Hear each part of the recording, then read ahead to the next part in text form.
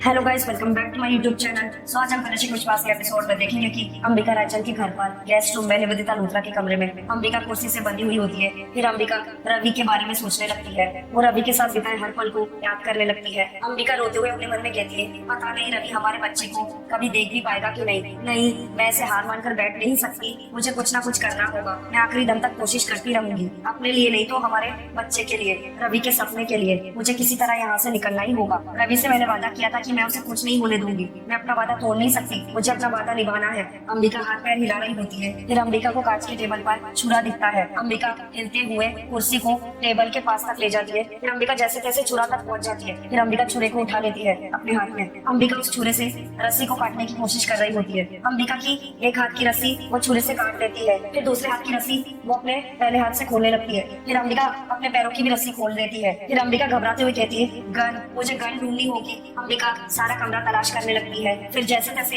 अंबिका को निवेदिता के बैग में गन मिल जाती है। फिर अंबिका घबराते हुए कहती है, मैं कोर्ट जाती हूँ, वहाँ पर मैं गन दिखाऊंगी और सब कुछ बता दूंगी। लेकिन अगर मैं जब तक कोर्ट पहुंची तब तक जज ने अगर अपना फैसला सुना दिया और नहीं, मेरे पास वक्त बहुत कम है, माँ को फोन करती हूँ, माँ तो कोर्ट में ही होगी। फिर अंबिका डेडलाइन से अपनी माँ जानकी रायचंद को कॉल करने लगती है। उधर कोर्ट में जानकी रायचंद को कॉल आने लगती है। जानकी रायचंद कोर्ट से बाहर आ जाती है। फिर जानकी रायचंद कॉल पिक करते हुए कहती है, हेलो। फिर अंबिका घबराते हुए जानकी रायचंद को कॉल पर कहती है, हेलो माँ, मेरी बात सुनिए, मैं देविका। माँ कहाँ पर हो आप? रवि को कुछ हुआ तो नहीं ना? केस कहाँ तक पहुँचा? फिर जानकी रायचंद अंबिका को कहती है, अंबिका बेटा तुम हो कहाँ पर? फिर अंबिका हड़बड़ी में जानकी रायचंद को कॉल पर कहती है, माँ प्लीज वो सब मैं आपको बाद में बताऊंगी, आप बस मेरी इतनी बात सुनिए कि रवि बेकसूर है, उसने कुछ नहीं किया है। मेरे पास उसकी बेगुनाही का पक्का सबूत है माँ, मैं उसे लेकर कोर्ट आ रही हूँ माँ, बस आप केस की सुनवाई मत होने दीजिएगा प्लीज। फिर जानकी रायचंद अंबिका को कॉल पर कहती है, लेकिन बेटा अब तो केस खत्म होने वाला है, जज साहब अपना फैसला सुनाने वाले हैं, बहुत देर हो चुकी है बेटा। फिर अंबिका रोते हुए जानकी रायचंद को कहती है कॉल पर, नहीं माँ प्लीज ऐसा मत कहिए, आप कुछ भी करके सिर्फ 10 मिनट मुझे दीजिए, मैं 10 मिनट में कोर्ट पहुंच जाऊंगी माँ प्लीज। रवि को जेल नहीं हो सकती, उसने कुछ नहीं किया माँ, प्लीज प्लीज मेरी बात समझिए।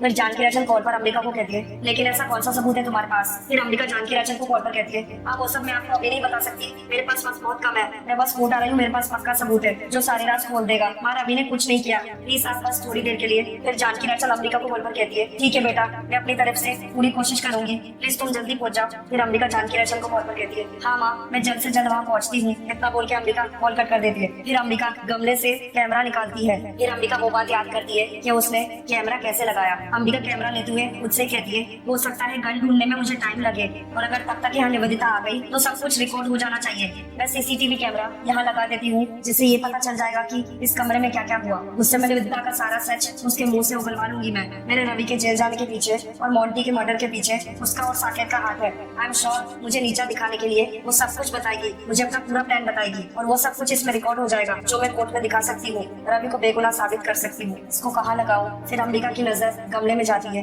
अंबिका गमले के अंदर सीसीटीवी कैमरे को फिट कर देती है। कोर्ट में जज साहब कहता है, अभी वक्त आ गया है इस मुकदमे का फैसला सुनाने का, सारे सबूतों और गवाहों के बयान को मद्देनजर रखते हुए। फिर इतने में जानकी रायचंद जोर से चिल्लाते हुए कहती है, रुक जाइए जज साहब, जज साहब आप रवि ग्रेवाल को सजा नहीं दे सकते, वो निर्दोष है, उसने कोई गुनाह नहीं किया है, और बेगुनाह को सजा देना गलत है, आप ये फैसला नहीं सुना सकते, रवि बेगुनाह है जज साहब। फिर अचानक से जानकी रायचंद नाटक करते हुए कहती है, ओ मेरा सर, मेरे सीने में दर्द हो रहा है। फिर जज साहब गुस्से से जानकी रायचंद को कहता है, मिसेस रायचंद ये बेहुदा मजाक बंद करिए और जाके पीछे बैठ जाइए। फिर जानकी रायचंद टेंशन में अपने मन में कहती है, अब क्या करूं? अंबिका को तो यहाँ पहुंचने में वक्त लगेगा, जज साहब को कैसे रोकूं फैसला सुनाने से? जानकी रायचंद नाटक करते हुए कहती है, मेरे सीने में दर्द उठ रहा है, प्लीज कोई डॉक्टर को बुलाइए, लगता है मुझे हार्ट अटैक आ रहा है। फिर जज साहब कहता है, ऑर्डर ऑर्डर ऑर्डर, कांस्टेबल इन्हें बाहर लेकर जाओ, मिस्टर रवि ग्रेवाल प्लीज कटहरे में आइए। फिर इतने अंबिका कोर्ट के बाहर आ जाती है सबूत लेकर। अंबिका तेजी से चल रही होती है। जैसे ही जानकी रायचंद को कांस्टेबल बाहर लेकर आ रही होती है, उतने में जानकी रायचंद अंबिका को देख लेती है। फिर जानकी रायचंद अंबिका को देखते हुए कहती है, अंबिका। फिर अंबिका जानकी रायचंद को देखते हुए कहती है, वाह। फिर कांस्टेबल जानकी रायचंद को कहती है, आप तो एकदम ठीक है, आपको तो कुछ नहीं हुआ है। फिर जानकी रायचंद कांस्टेबल को बहाना मारते हुए कहती है, हाँ मैं अब बिल्कुल ठीक हूँ, आप जा सकती है, थैंक यू। फिर अंबिका जानकी रायचंद के पास आ जाती है। फिर जानकी रायचंद अंबिका को कहती है, माता रानी का लाख लाख शुक्र है कि तुम टाइम पर आ गई, जल्दी चलो और रवि को बचा लो, चलो आओ। फिर अंबिका कहती है, माँ चलिए। फिर इतने में अंबिका आ जाती है कोर्ट के अंदर और चिल्लाते हुए कहती है, रुकिए। फिर अंबिका भावुक होकर जज को बताती है, जज साहब जो आज आप करने जा रहे हैं वो न्याय नहीं है, अन्याय है, मेरे पति बिल्कुल निर्दोष है, मेरे पति ने कुछ नहीं किया है, उसको जो भी सजा मिलेगी वो गलत होगी।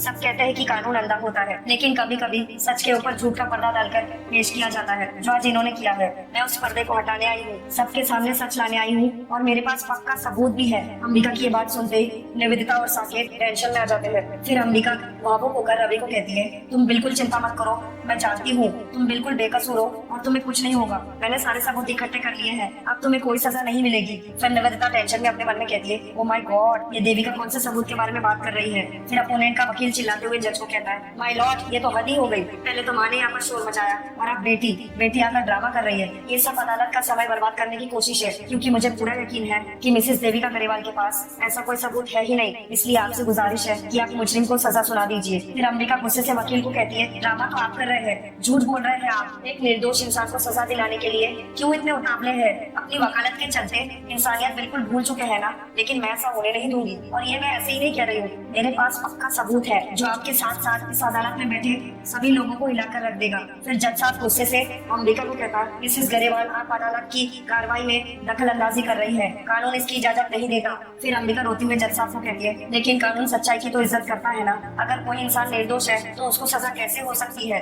एक बार बस मुझे उसे सही साबित करने का मौका तो दीजिए। और वैसे भी यही कहा जाता है ना कि एक बार अगर कोई गुनहगार छूट जाए तो चलेगा, लेकिन कभी किसी बेगुनाह को सजा नहीं मिलनी चाहिए, हरगिज़ नहीं मिलनी चाहिए। और रवि बिल्कुल बेकसूर है, उसने कुछ नहीं किया है और मेरे पास सबूत है, पक्का सबूत है। फिर जज साहब अंबिका को कहता है, ठीक है, मैं आपको 10 मिनट का टाइम देता हूँ, आप रवि गरेवाल को बेकसूर साबित कर दीजिए। जज साहब की ये बात सुनते ही साकेत निवेदिता टेंशन में आ जाते हैं और साक्षी और गुरविंदर का भी मुंह उतर जाता है। फिर जज साहब अंबिका को कहता है, प्लीज कठेरे में आइए। फिर निवेदिता टेंशन में अपने मन में कहती है, ऐसा क्या दिखाने वाली है ये? फिर जज साहब अंबिका को कहता है, तो हाँ मिसेस गरेवाल, क्या कहना चाहती थी आप और क्या सबूत है आपके पास? फिर अंबिका जज साहब को कहती है, मैं कुछ नहीं कहना चाहती, बस आपको ये सबूत दिखाना चाहती हूँ। इसे देखने के बाद आप खुद समझ जाएंगे कि मैं क्या कहना चाहती हूँ। जज साहब अंबिका का दिया हुआ सबूत खोलकर देखने लगते हैं। साकेत और निवेदिता बहुत ज्यादा घबरा जाते हैं। जज साहब को गन मिलती है सबूत के अंदर। फिर अंबिका जज साहब को कहती है, जज साहब, ये वही बंदूक है जो मोंटी के मर्डर के वक्त रवि के हाथ में थी, लेकिन मोंटी का मर्डर इस गन से नहीं हुआ है। वो गन थी जो इस कोर्ट में पेश की गई है। और ये सीडी, इसे आप खुद चलाकर देख लीजिए, सारा सच आपके सामने आ जाएगा कि मोंटी के मर्डर के पीछे किसका हाथ था और किस इंसान ने उसका साथ दिया। फिर ओपोनेंट का वकील गुस्से से जज को कहता है, माय लॉर्ड, क्या है ये सब, और हमें क्या जरूरत है कोई सीडी देखने की? ऑलरेडी मुजरिम ने अपना गुनाह कबूल कर लिया है और अब तो ये केस खत्म भी हो चुका है। फिर अंबिका गुस्से से अपोनेंट के वकील को कहती है, ये केस खत्म नहीं हुआ है, क्योंकि आपने सिर्फ झूठे सबूत पेश किए हैं। केस अब खत्म होगा जब सारी सच्चाई सबके सामने आएगी, क्योंकि मैं जानती हूँ रवि ने ऐसा कुछ किया ही नहीं है जिसके लिए उसे सजा हो। बेकसूर है मेरा पति। फिर अंबिका जज साहब को कहती है, बस मैं आपसे इतनी ही रिक्वेस्ट कर रही हूँ कि जो सबूत मैंने इकट्ठा किया है आप एक बार उन्हें देख लीजिए, उसके बाद आपको जो ठीक लगे आप वो कीजिएगा। फिर जज साहब कहता है, इसे आप प्ले कीजिए। सारे लोग वो सीडी का सच देखने लगते हैं। जज साहब के साथ साथ सीडी के अंदर निवेदिता खुद एडमिट करती है, खुद एक्सेप्ट करती है कि उसने और साकेत ने ये मर्डर कैसे तय किया है। सीडी को जैसे ही सारे लोग देखते हैं वो हैरान हो जाते हैं और जज साहब सीडी में दिखाई गई हर एक बात को नोट कर रहा होता है। जानकी राजन की नजर जैसे ही पीछे जाती है वो देखती है कि पीछे वाली कुर्सी पर साकेत बैठा हुआ है। फिर जानकी राजन जोर से चिल्लाते हुए कहती है, जज साहब, वो रहा साकेत, पकड़ लीजिए उसे, वो भाग ना पाए। फिर जज साहब कांस्टेबल को कहता है, पकड़िए उसे। कांस्टेबल साकेत को पकड़ लेता है। फिर जानकी राजन गुस्से से जज साहब को बताती है, यही वो साकेत है जिसने मोंटी पर गोली चलाई थी। फिर अंबिका भावुक होकर जज साहब को कहती है, और जज साहब, वो निवेदिता है, निवेदिता लूथरा, जिसने मोंटी के मर्डर में साकेत का साथ दिया। मोंटी वो इंसान था जिसने हर बुरे अच्छे काम में निवेदिता का साथ दिया, लेकिन फिर भी इतनी बेरहमी से इन दोनों ने मिलकर उसका मर्डर कर दिया। फिर निवेदिता लूथरा चिल्लाते हुए कहती है, हाँ मार दिया मैंने उसे, I have killed him, Saket के साथ मिलकर मारा है। Do you want to know why?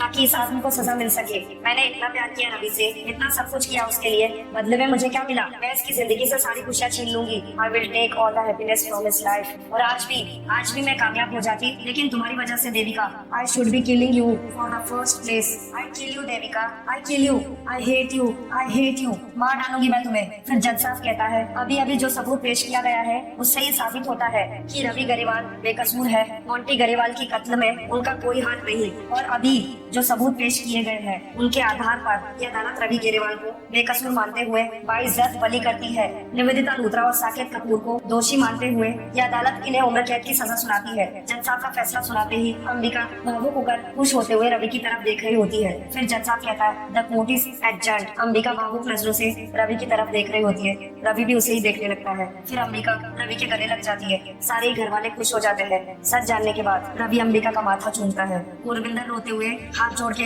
Ravi के सामने खड़े हो जाती है। फिर रवि गुरविंदर को कहता है, अरे चाची क्या कर रही है, इसकी आपको कोई जरूरत नहीं है प्लीज। फिर साक्षी रोते हुए रवि को कहती है, जीजू आई एम रियली सॉरी जीजू, मैंने आपको गलत समझा। फिर रवि खुश होकर साक्षी को कहता है, साक्षी इट्स ओके। फिर रवि देविका को कहता है, तो तुमने अपना वादा पूरा कर ही लिया और मुझे विश्वास था। फिर अंबिका भावुक होकर रवि को कहती है, करना ही था ना, वरना उसे क्या जवाब देती। फिर रवि चौंकते हुए अंबिका से पूछता है, उसे किसे? फिर अंबिका रवि को बताती है, वही जो आने वाला है। फिर रवि अंबिका को कहता है, कौन आने वाला है? सब परिवार के लोग तो यही पर है। अंबिका अपने पेट पर हाथ रख लेती है। जैसे ही रवि की नजर अंबिका के पेट पर जाती है वो समझ जाता है। फिर रवि खुश होकर अंबिका को कहता है, तुम्हारा मतलब है कि? फिर अंबिका सर हिलाकर हाँ में जवाब देती है। रवि की इस बात का। फिर रवि अंबिका को कहता है, हम हमारे। ये बात सुनते ही रवि अंबिका को गले लगा लेता है। फिर रवि अंबिका से पूछता है, सच्ची तुम माँ बनने वाली हो और मैं पापा बनने वाला हूँ? फिर अंबिका सर हिलाकर हाँ में जवाब देती है रवि की इस बात का। फिर रवि खुश होते हुए अंबिका को कहता है, आई कांट बिलीव। फिर जानकी राजचंद रवि को कहती है, हाँ रवि बेटा, अंबिका माँ बनने वाली है और तुम पापा। फिर रवि खुश होकर अंबिका को कहता है, तो फिर हम लोग यहाँ पर क्यों खड़े हैं? बहुत सारी तैयारियां करनी है ना, अब चलो चलो चलो। रवि और देविका एक साथ चलने लगते हैं और वैसे ही कलश एक विश्वास का आज का लास्ट एपिसोड यहीं पर समाप्त होता है। Thank you for watching guys.